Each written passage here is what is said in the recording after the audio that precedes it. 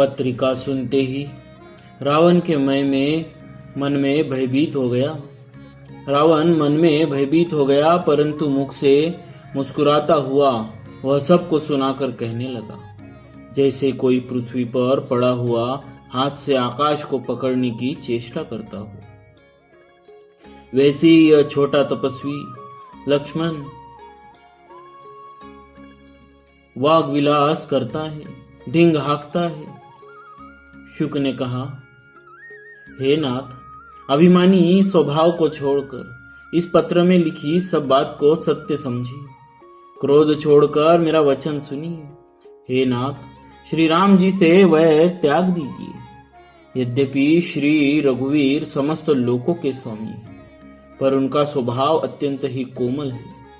मिलते ही प्रभु आप पर कृपा करेंगे और आपका एक भी अपराध वे हृदय में नहीं रखेंगे। जानकी जी, श्री रघुनाथ जी को दे दीजिए।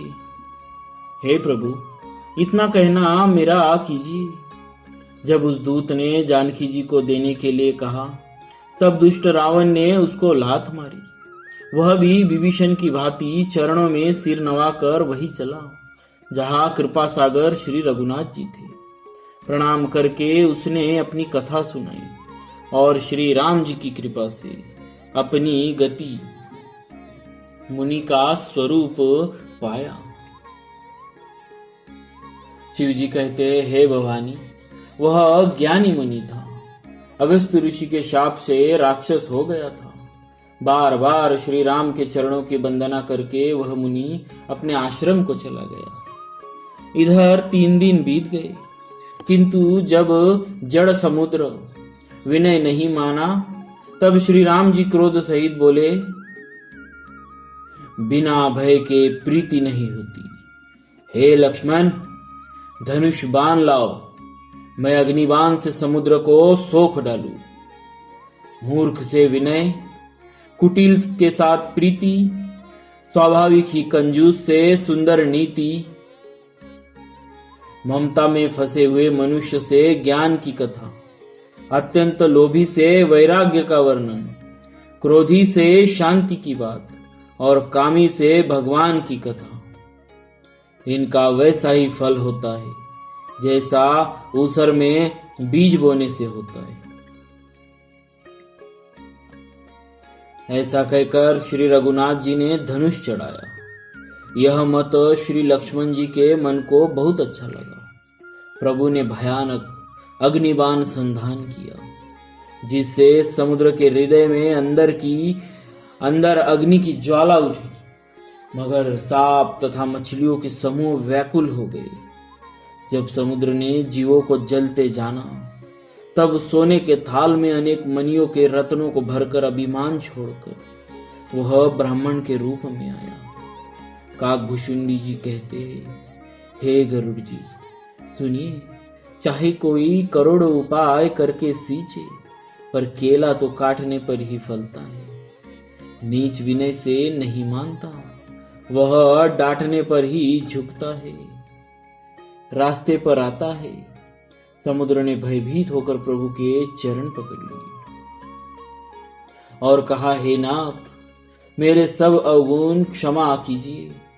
हे नाथ, आकाश, वायु, अग्नि, जल और पृथ्वी, इन सब की करनी स्वभाव से ही जड़ है। आपकी प्रेरणा से माया ने इन्हें सृष्टि के लिए उत्पन्न किया है। सब ग्रंथों ने यही गाया है। जिसके लिए स्वामी की जैसी आज्ञा है, वह उसी प्रकार से रहने में सुख पाता है। प्रभु ने अच्छा किया जो मुझे दंड दी, किंतु मर्यादा, जीवों का स्वभाव भी आपकी ही बनाई हुई है। ढोल, गवार, शूद्र, पशु और स्त्री, ये सब शिक्षा के अधिकारी हैं। प्रभु के प्रताप से मैं सूख जाऊंगा और सेना पार उतर जाएगी। इसमें मेरी बढ़ाई नहीं है, मेरी मर्यादा नहीं रहेगी।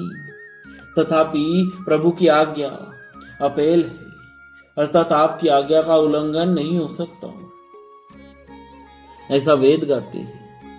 अब आपको जो अच्छा लगे मैं तुरंत वही करूं।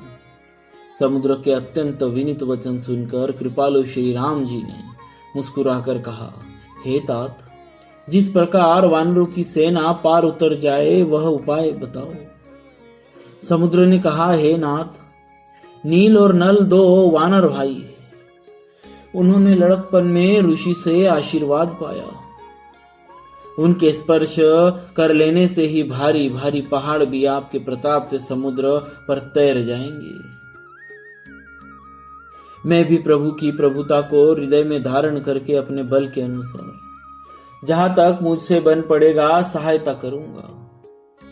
हे नाथ, इस प्रकार समुद्र को बंधाइए जिससे तीनों लोकों में आपका सुंदर यश गाया जाए।